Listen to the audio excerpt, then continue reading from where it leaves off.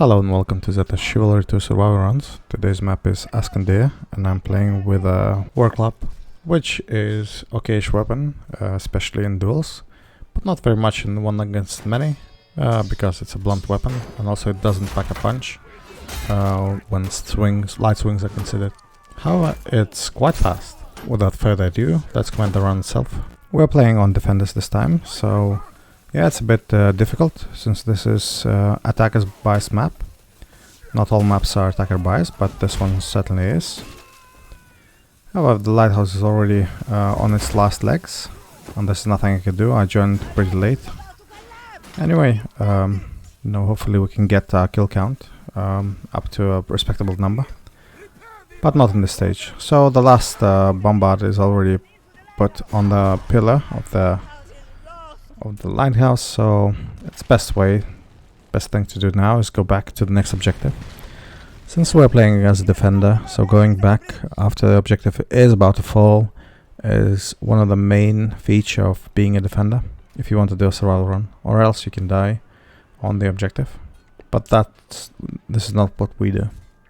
So instead, I'm trying to hide behind the corner and just see if anybody's coming this way. Then I can do a quick ambush using my third-person view. However, I was really ran low on patience and decided to just peek around, and I saw an enemy. Of course, the Q did not land. And I'm lucky actually, I'm helped here by a fellow archer. So I'm already low on stamina, but this time I was able to finish the enemy. Anyway, so yeah, it's not the best weapon even in duels, so yeah, something like longsword is just as quick, but does deliver, more consistent damage and also goes through the enemies. So we almost lost this objective definitely.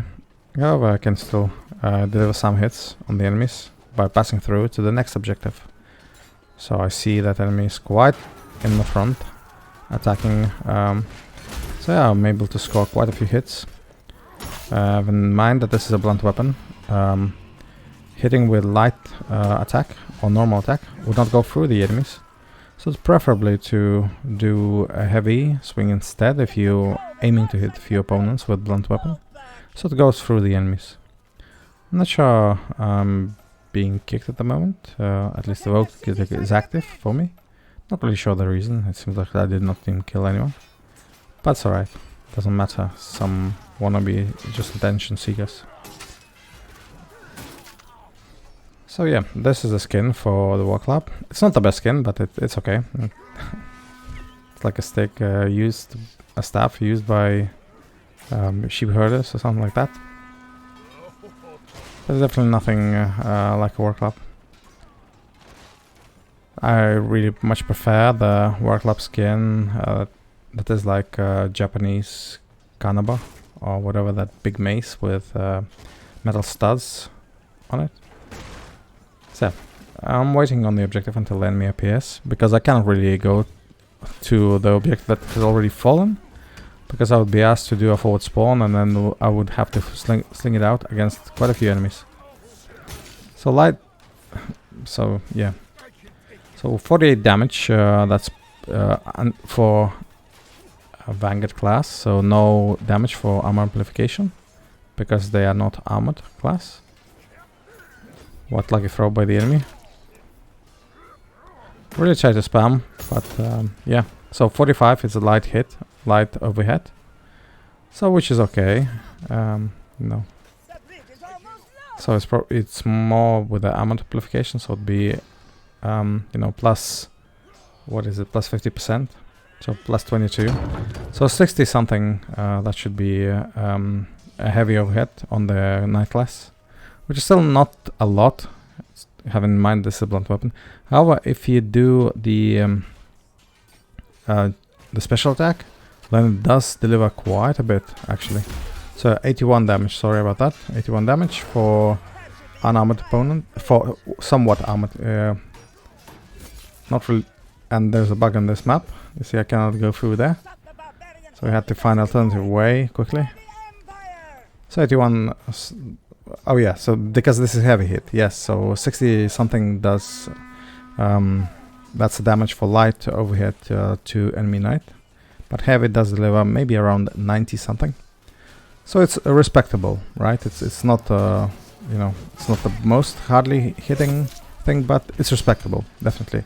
After knight receives one of those, he would think twice whether or not to engage. But swing-wise, I mean, it delivers 30 damage as a swing, since there's against unarmored opponents. And then all the armor amplification goes on top. So 30 damage.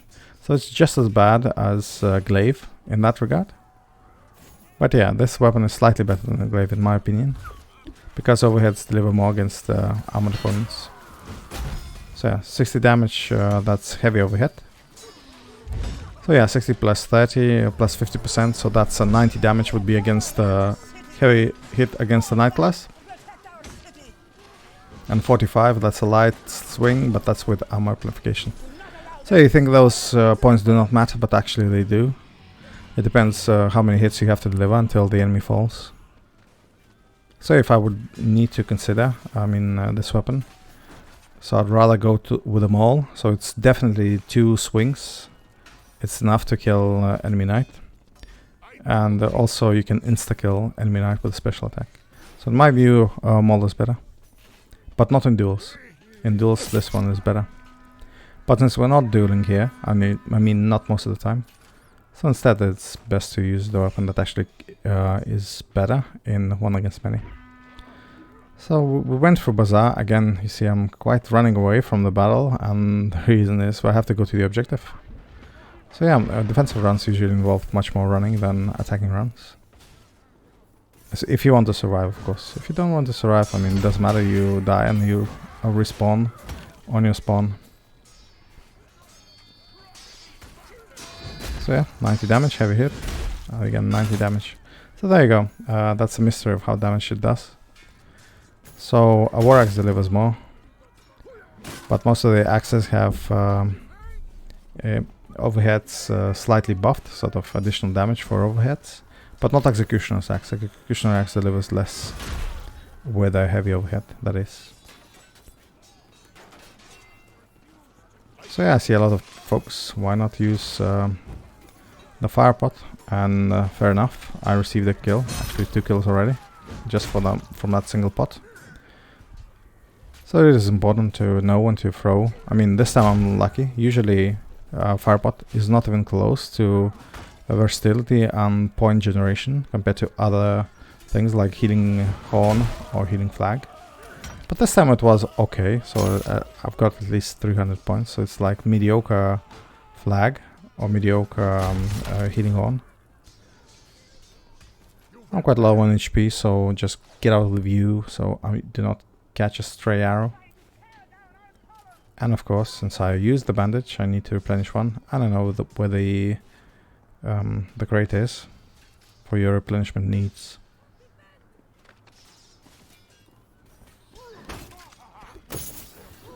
Yep, so yeah, hits are really quick, so light hits, but they don't deliver much damage, so FYI. So against Vanguard it's really a better weapon, comparatively. But it's okay. There is no one versatile weapon, except I think maybe Greatsword in my view is sort of like versatile. More versatile than this, but that's okay, that's, you know, my opinion. And also I'm more proficient with the Greatsword, not with this weapon. So statistics out of the way. I'm quite lucky here to dodge the column falling. Again, I just was out of the zone. I was sort of fighting with the enemy, so didn't really remind myself that the column is gonna fall. And I think that would deliver a death once you go under that pillar or column. Yeah. So yeah, it's important to know how it falls. So definitely you can't run. Well, it's pretty hard to do sort of a run from first attempt on this map, especially defensive. Now I'm not sure what happened to this urn or this particular item. It just bounced back right at me.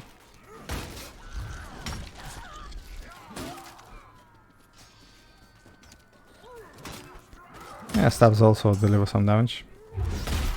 And now have a special attack delivered 87, but that's because it wasn't a fully armored enemy, just sort of damage amplification is just not as much, just 35% what I see in the UI. So it's not, you know, 50% as it is against knights.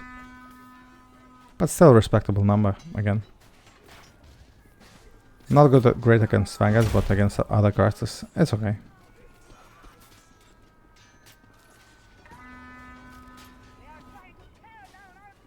Yeah, some back and forth in chat. Unfortunately, quite a few cheaters are there in Chivalry. I mean, I have a Hall of Shame. I reported maybe around 12 by using, you know, video evidence and so on. So it's normal for people to assume that something is wrong, because I've seen cheaters also. But I don't know how quickly the Chivalry devs react, or whether they react at all to cheaters being reported. I'm pretty sure that the in-game reporting system is broken. It does not do anything. But once you know, add player ID and all the necessary information inside, sort of with the video evidence and so on, I at least hope, I mean, the queries are responded by the Chivalry staff. Not sure if that's automated bot or not. It seems like it's not, because it's like at random times happening, not like in some intervals.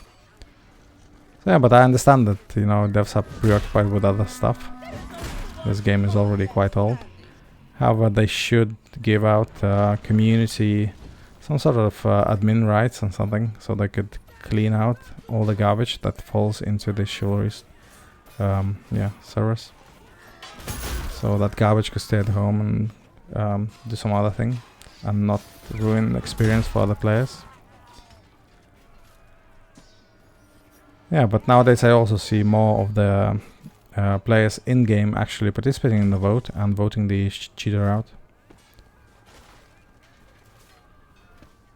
But yeah, that's my ranting, you know. I tried my best to do what I can, but it all depends on the, you know, the ball is in the other, you know, in the hands of the Chivalry staff. Very heavy overhead, 90 damage, very nice. Yeah, just trying to escape from the inevitable vote kick by telling them that I'm not actually cheating.